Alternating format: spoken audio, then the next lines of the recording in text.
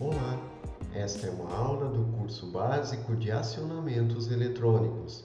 Lembramos que o material está disponível na plataforma Moodle e também na página e canal YouTube do professor. Nesta aula vamos estudar circuitos de acionamento de motores em corrente contínua. Os circuitos de acionamento permitem que o motor seja controlado nos seus diferentes modos de operação.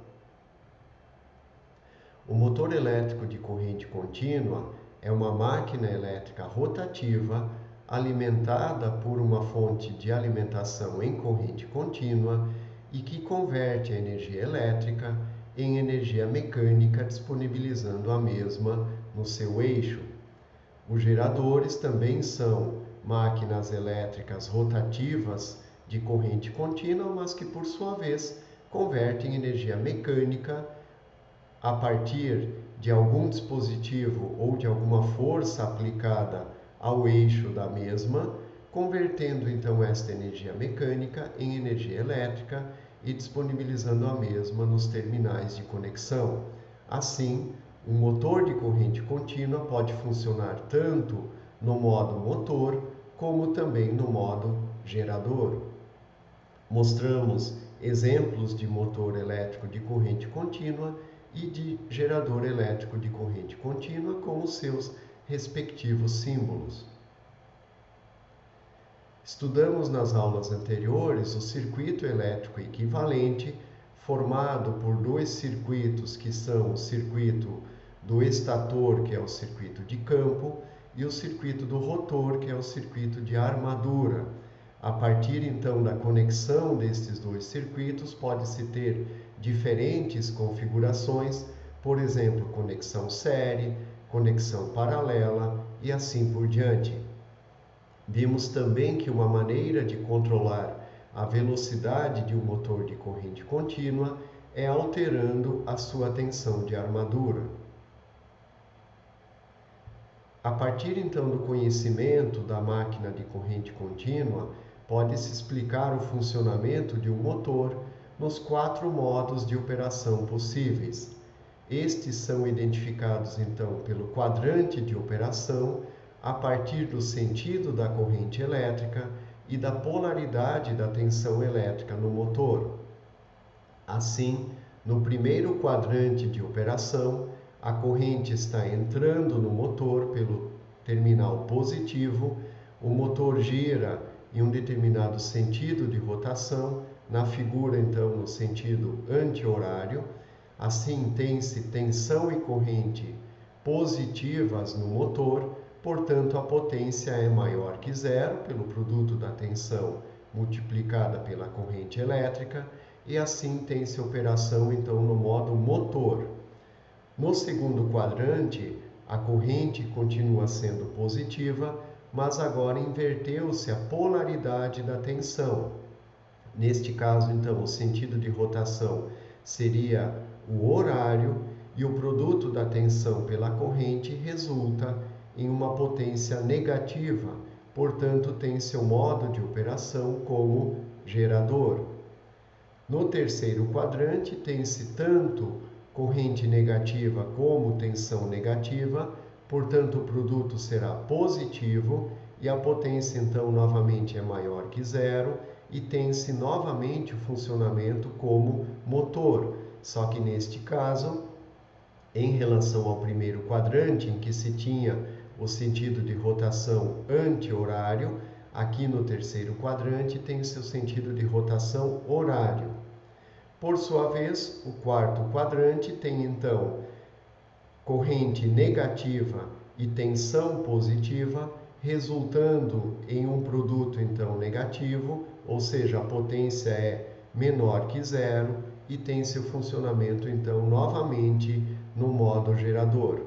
Assim percebe-se que o primeiro quadrante e o terceiro quadrante têm modo de operação como motor, em um sentido de rotação ou em outro sentido de rotação, e no segundo quadrante e no quarto quadrante tem-se o modo de operação como gerador, novamente em um sentido de rotação e em outro sentido de rotação. O modo de operação, ou seja, o quadrante de operação, será determinado pelo circuito de acionamento do motor.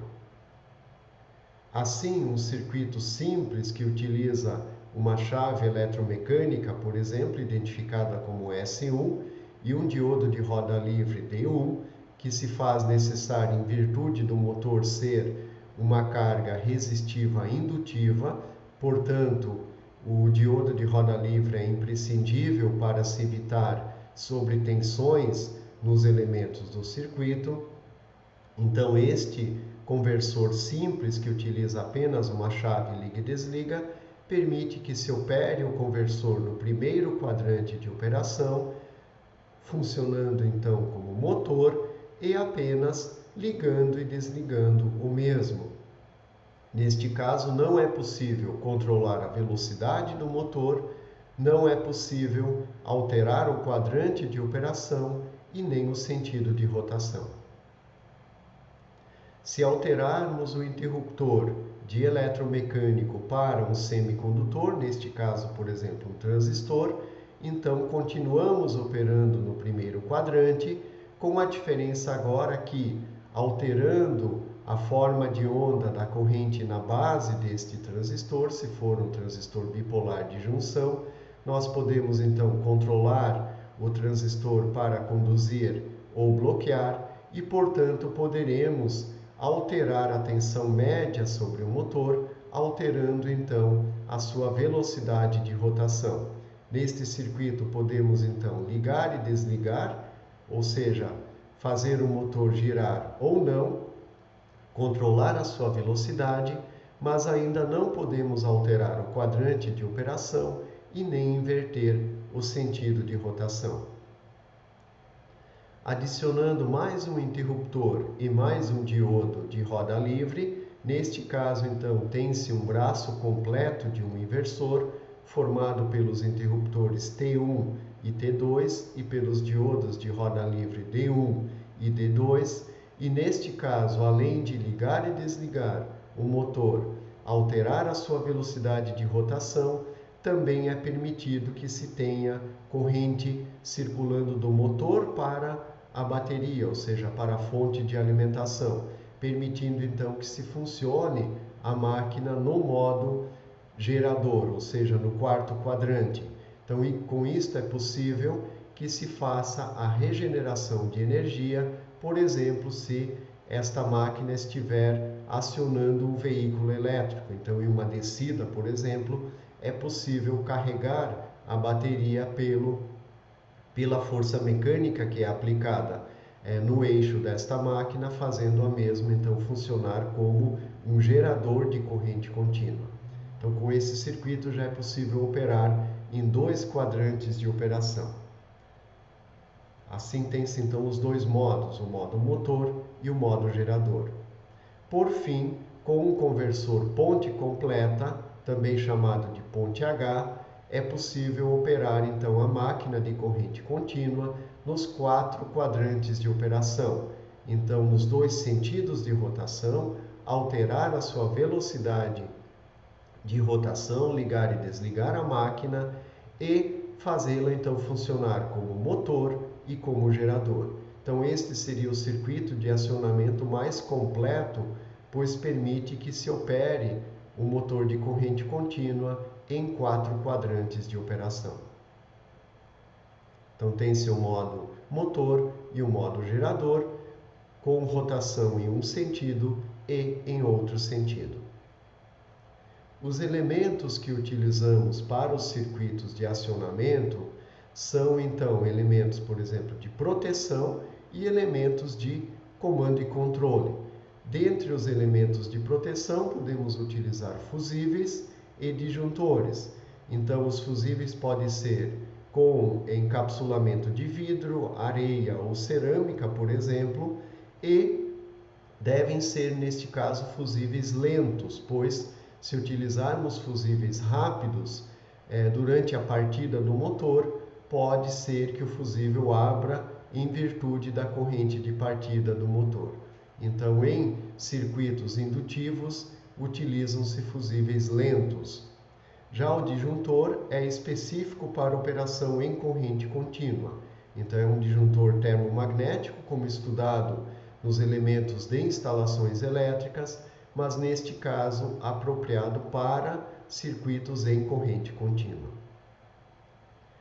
Para então o acionamento, para o comando de acionamento do motor, utilizam-se, por exemplo, dispositivos eletromecânicos e eletromagnéticos do tipo chaves e relés. Então a chave pode ser, por exemplo, liga e desliga, como vimos no circuito anterior, e os relés são então dispositivos eletromagnéticos que, a partir de uma circulação de corrente na sua bobina, produz então uma força que faz os contatos comutarem. Então, nesta imagem mostra-se a parte chamada de armadura, que quando a bobina é alimentada por uma corrente contínua, aparece então uma força, esta armadura é atraída, fazendo então com que o contato fechado abra e o contato aberto feche. Assim, em geral, tem-se nos relés um contato comum que serve então para fazer a conexão entre o contato comum e o contato fechado, quando o relé está em repouso, e o contato comum e o contato aberto, quando o relé está sendo acionado pela aplicação de uma corrente na sua bobina. O contator é um dispositivo para correntes e tensões maiores, mas o funcionamento é semelhante ao relé eletromagnético. Então aqui mostram-se exemplos de chaves do tipo alavanca, do tipo gangorra, por exemplo, e aqui mostram-se exemplos de relés com contatos simples, com contatos duplos e o contator para corrente contínua. Existe o contator para corrente alternada, que vamos estudar nos circuitos de acionamento de motores de indução, e para acionamento de motores de corrente contínua, tem-se então o contator para corrente contínua. Também podemos utilizar semicondutores, como vimos nos circuitos anteriores. A presença do diodo de roda livre é importante em virtude do motor ser uma carga resistiva indutiva, e sempre que se abre um elemento de comando, deve-se oferecer um caminho para a circulação da corrente elétrica. E neste caso pode-se utilizar um diodo semicondutor para então oferecer este caminho. Lembrando que o diodo pode operar na região direta ou na região reversa, evitando-se aqui a operação na região reversa e utilizando-se o mesmo então na região direta. Também podemos utilizar semicondutores do tipo tiristores, por exemplo, SCRs, que são diodos retificadores de silício, que são então semelhantes a um diodo, mas com um terminal de controle, que é o gatilho. Quando se aplica então uma corrente elétrica neste terminal de gatilho, tem-se então a condução do mesmo desde que esteja diretamente polarizado. Então ele pode ser utilizado para acionamento de motores em corrente contínua, pois tem um terminal chamado gatilho, por onde se pode então fazer o acionamento deste interruptor. Em geral, utilizam-se transistores, pois com os mesmos pode-se acionar e bloquear então o seu funcionamento, fazendo com que o motor seja ligado e desligado. Fazendo isto em alta frequência, pode-se controlar a velocidade do motor. Então, por isso, os transistores são largamente empregados para controle de velocidade em motores de corrente contínua. Utilizamos normalmente os transistores na região de corte e saturação, evitando-se a operação na região linear ou ativa, em virtude das altas perdas nesta região de operação. Os transistores podem ser bipolares de junção, que são ainda muito utilizados, amplamente conhecidos e até de certo modo de baixo custo, mas que em alguns circuitos terão perdas elevadas, impossibilitando a sua utilização. Por sua vez, os MOSFETs, então, são transistores do tipo efeito de campo para correntes e tensões mais elevadas e que, se bem escolhidos, permitem que se tenha poucas perdas no circuito de acionamento e, portanto, pode-se então fazer circuitos de acionamento de motores de alta potência. É possível também usar IGBTs ou transistores silicon carbide ou do tipo GaN, que são tecnologias mais recentes, também utilizadas para circuitos de acionamento e controle de motores.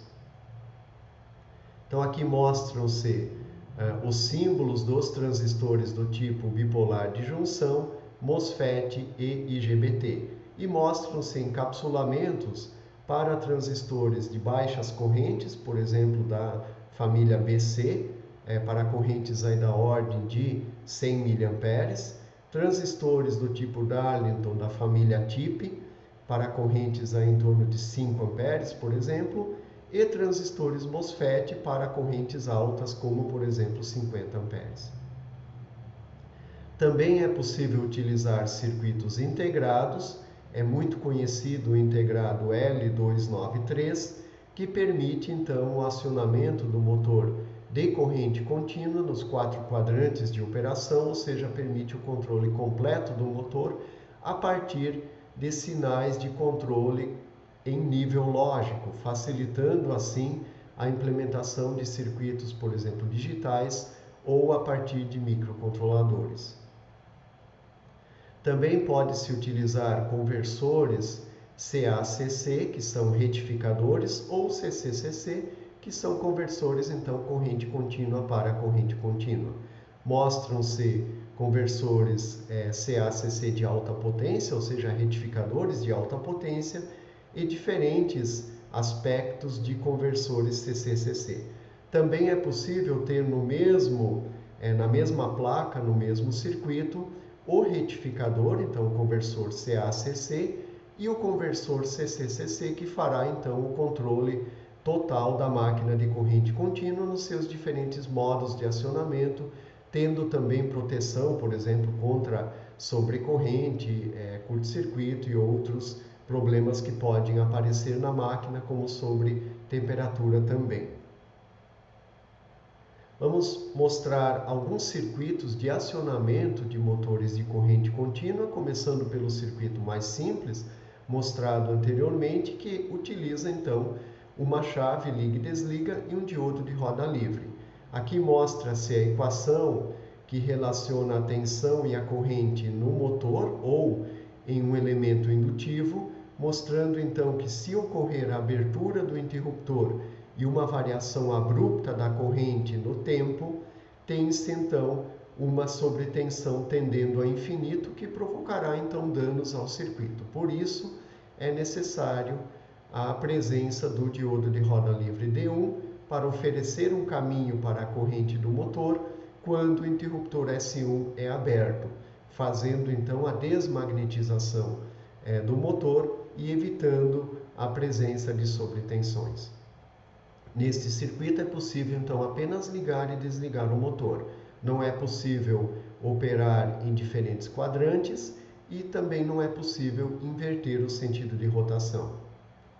Utilizando-se uma chave HH em conjunto com uma chave simples, é possível fazer então um circuito que permita a inversão do sentido de rotação. Então, na chave S1, nós ligamos e desligamos o circuito, e na chave S2 nós podemos fazer então a inversão do sentido de rotação.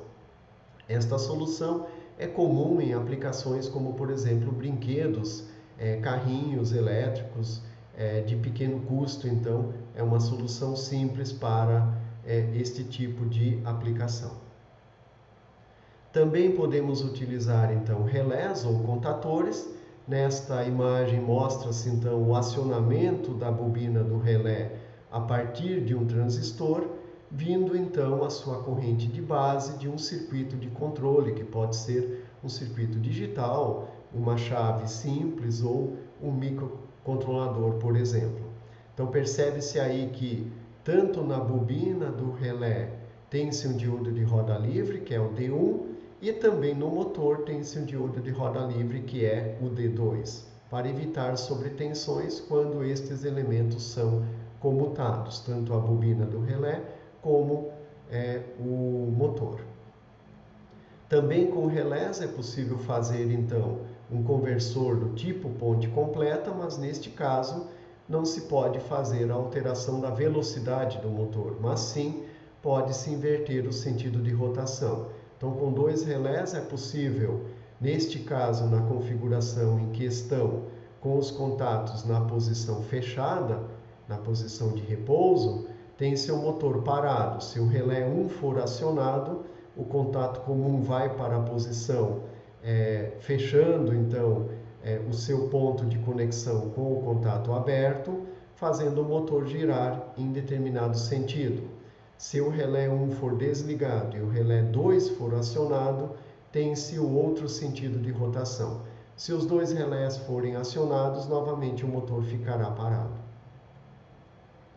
Com transistores, então, é possível fazer o acionamento pela corrente de base, se for um transistor bipolar de junção, ou pela tensão de gatilho, se for um transistor do tipo MOSFET, e com este padrão de sinal aplicado na corrente de base, pode-se fazer uma modulação, por exemplo, por largura de pulsos, conhecida como PWM.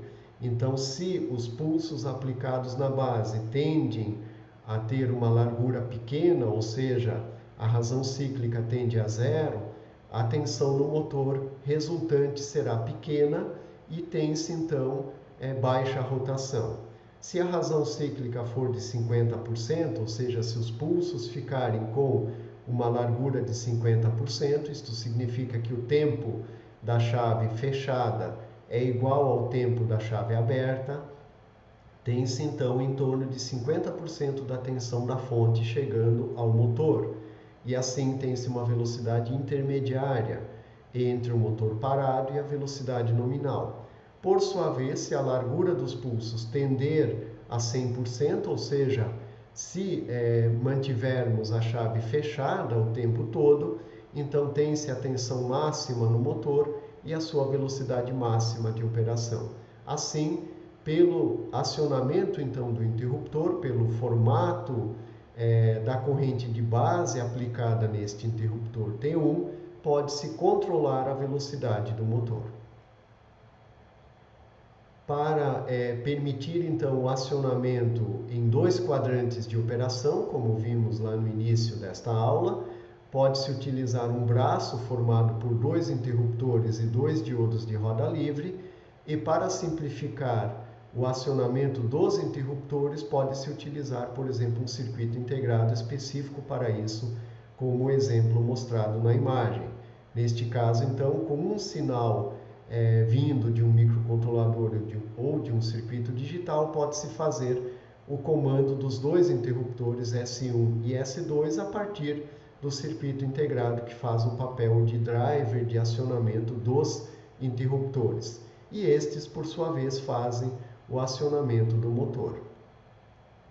Para ter, então, o controle completo do motor, deve-se operar nos quatro quadrantes e pode-se utilizar um conversor ponte completa. Então, neste caso, utilizam-se dois braços, um braço formado por S1, S2 e os diodos D1 e D2, e o outro braço formado por S3, S4 e os diodos D3 e D4.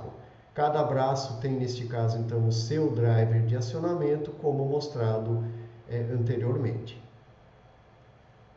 Também pode-se utilizar, então, circuitos dedicados a isto, circuitos integrados específicos para acionamento de motores, como o L293, que pode fazer o acionamento de um motor nos 4 quadrantes de operação, ou seja, nos 2 sentidos de rotação, e pode controlar mais 1 ou 2 motores independentes do primeiro motor.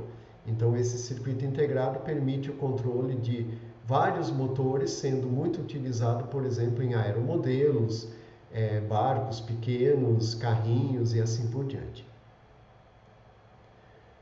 Vamos mostrar 2 exemplos de projeto de circuitos de acionamento de motores. Neste primeiro exemplo, o motor é de ímãs permanentes, tem tensão de alimentação de 24 volts e tem uma potência de 30 watts.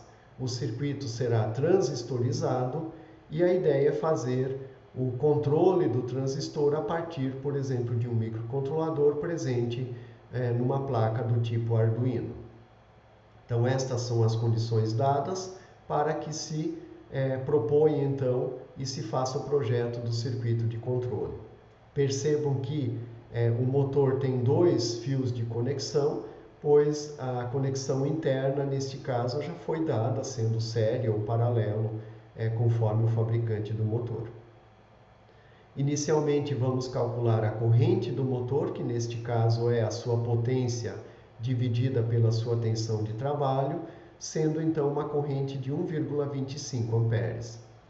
Para utilizarmos transistores do tipo bipolares de junção, podemos calcular o ganho do transistor, dividindo então a corrente do motor, que será a corrente de coletor emissor deste transistor, pela corrente de base, que seria, por exemplo, a corrente disponibilizada por um microcontrolador. No caso do ATmega utilizado nas placas Arduino, esta corrente é de 40 mA.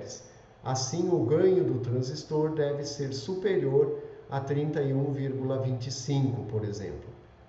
Assim, podemos escolher um transistor Darlington da família TIP, neste caso o TIP 120, que tem uma tensão de 60 volts de operação, corrente de 5 amperes, ganho de 1000, tensão coletor emissor de saturação de 2 volts e os parâmetros térmicos, então, temperatura máxima de 150 graus e as resistências térmicas entre junção e cápsula e junção e ambiente.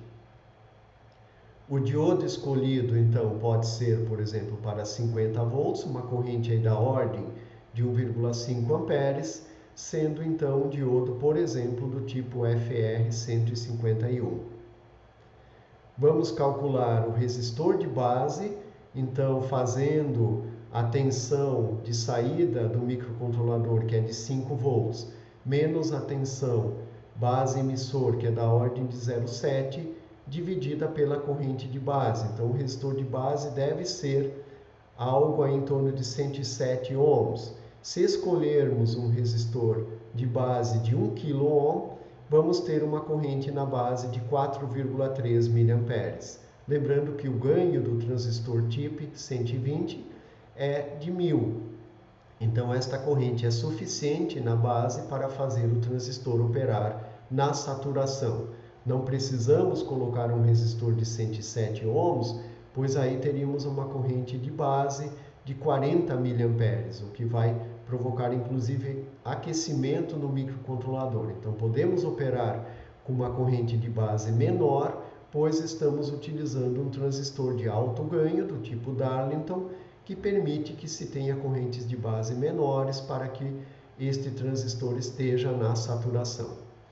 A perda no transistor vamos calcular para a pior situação, que seria a operação o tempo todo, ou seja, regime contínuo, com a corrente máxima no motor, que é de 1,25 amperes, vezes a tensão coletor-emissor de saturação, dando aí uma potência de 2,5 watts. A partir disso, podemos, considerando a temperatura ambiente em torno de 35 graus, calcular a temperatura na junção, que será de 191,5 graus.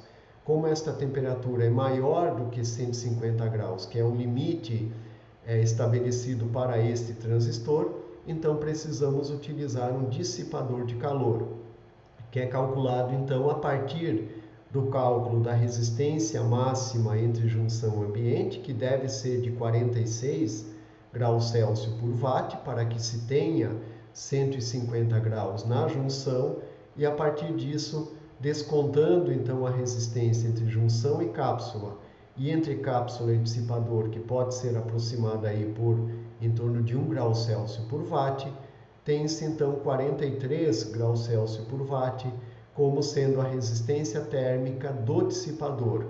Com isto, consultando um catálogo de dissipadores, pode-se escolher um modelo mais apropriado, como o desenho mostrado neste caso serviria para esta solução neste transistor. Para o diodo, calculando-se então também a potência dissipada no mesmo e a temperatura na junção, percebe-se que não é necessário usar dissipador. Na figura mostrada aqui, tem-se o reposicionamento do transistor para que se possa fazer o seu acionamento a partir da corrente de base na mesma referência da tensão de alimentação do circuito de potência, ou seja, da tensão da bateria. Então percebam que o transistor foi deslocado da parte superior da figura para a parte inferior, mas ele ficou na mesma malha, permitindo então que ele controle o motor do mesmo modo, mas tendo a sua base então e o seu emissor na referência do GND do circuito de potência e da bateria, permitindo, por exemplo, que a placa contendo o Arduino esteja na mesma referência das baterias do circuito de alimentação. Um outro exemplo, mostrando novamente um motor de 24 volts, mas agora de 500 watts, então a potência é bem superior. Também quer-se utilizar um circuito transistorizado e novamente fazer o controle então por placas do tipo Arduino.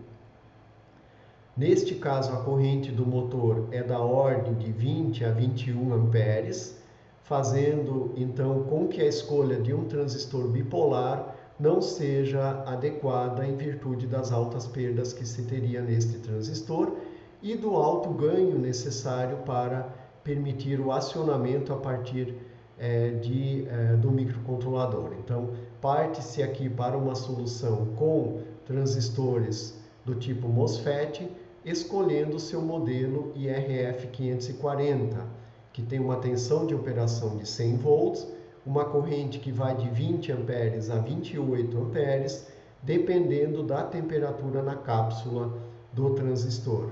A resistência interna, então, é da ordem de 77 miliohms, a tensão máxima entre gatilho e fonte, ou seja, para o acionamento do MOSFET é de 20 volts, e as suas características térmicas, então, com uma temperatura máxima de 175 graus Celsius. Pode-se calcular, então, o resistor de gatilho, por exemplo, considerando aqui que vamos precisar de uma alimentação auxiliar de 15 volts, ou em torno disso, pois a tensão entre gatilho e fonte é de 20 no máximo, então nós vamos trabalhar com uma tensão da ordem de 15 volts, e vamos considerar aí uma corrente de 0,8 amperes para utilizar transistores comuns no circuito de acionamento do MOSFET, como veremos na sequência. Então, a resistência de gatilho aí pode ser em torno de 18, 20 ohms, por exemplo.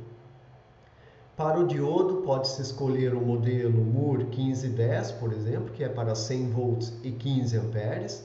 Em virtude de ser para 15 amperes, então, iremos utilizar dois diodos em paralelo para não ter risco de danos, já que a corrente do motor é da ordem de 21 amperes.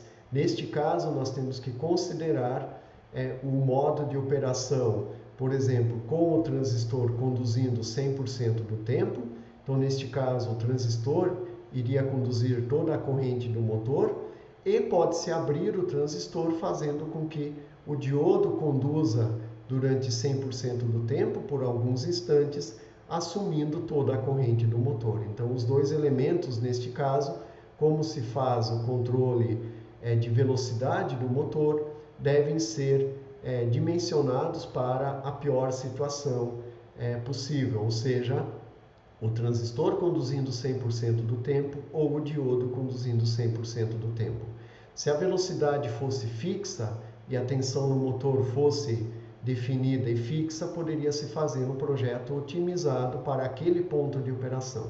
Neste caso, estamos fazendo um projeto para que possa se controlar a velocidade do motor desde zero até a velocidade máxima, ou seja, a partir do controle da tensão no motor desde zero até a tensão de 24 volts, que é a tensão disponibilizada pelas baterias para acionamento do motor na sua tensão nominal.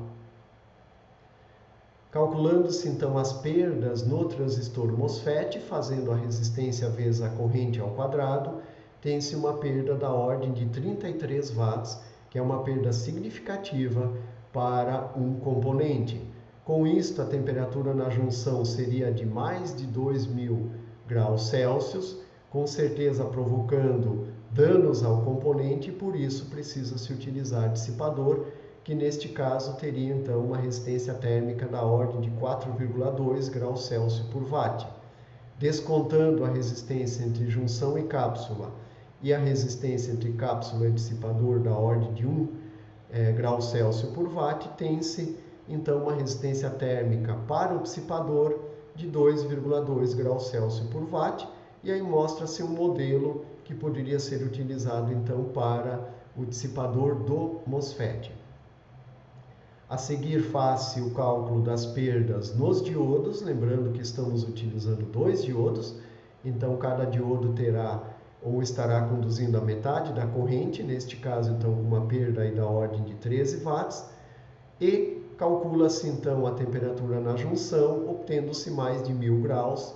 Também aqui então é necessário utilizar dissipador. Foi escolhido então um dissipador que permita utilizar os 2 diodos no mesmo dissipador, um de cada lado, neste modelo apresentado. Também seria possível utilizar um dissipador maior que permitisse a montagem de todos os semicondutores, ou seja, do MOSFET e dos 2 diodos no mesmo dissipador, fazendo então um cálculo térmico unificado para os 3 elementos. Isto é possível e é muito comum de ser feito em circuitos práticos. Assim mostra-se nesta imagem o circuito completo, em que se tem a parte de potência com os 2 diodos D1 e D2, o MOSFET também neste caso reposicionado para que o terminal de gatilho e o terminal de fonte esteja na mesma referência da fonte de alimentação, e o circuito auxiliar, que a partir então da tensão de 24 volts das baterias disponibiliza uma tensão de 15 volts como tensão auxiliar, a partir de um regulador linear, por exemplo, 7815, e aí tem-se então um circuito com transistores para fazer o acionamento do MOSFET. Este circuito com 4 transistores, T2, T3, T4 e T5, é utilizado para que se tenha a lógica correta, ou seja, quando o sinal na saída do Arduino sobe, o MOSFET irá fechar. Se utilizarmos apenas um transistor, teremos uma lógica invertida. O transistor T4 e T5 formam um circuito para acionar e para bloquear o MOSFET, então permitindo que se faça então a carga da capacitância de entrada entre gatilho e source do MOSFET, fazendo o seu disparo, e que se faça a descarga desta capacitância, fazendo com que o MOSFET bloqueie. Então esse circuito é recomendado para que se tenha tempos pequenos de comutação, ou seja, um acionamento e um bloqueio rápido no MOSFET, tendo-se então reduzidas as perdas de comutação. Lembrando que o cálculo térmico feito aqui foi para as perdas de condução. Neste caso, não levamos em conta perdas de comutação no circuito de potência. Então, o circuito de acionamento, nesse caso, já é um pouco mais complexo, em virtude de se utilizar MOSFET, que precisa uma tensão da ordem de 15 volts para ser acionado. Por isso que foi feito, então, o circuito de driver de acionamento do interruptor de potência. Nesta aula, então, apresentamos os quadrantes de operação de um motor de corrente contínua e diferentes circuitos de acionamento, discutindo as suas particularidades e mostrando aqui ao final, então, exemplos de projeto de circuitos para acionamento de motores de corrente contínua. Na sequência, vamos ter, então, aula de laboratório sobre motores de corrente contínua e, após, então, o estudo dos motores de passo. Agradecemos a atenção de vocês e aguardamos até as próximas aulas.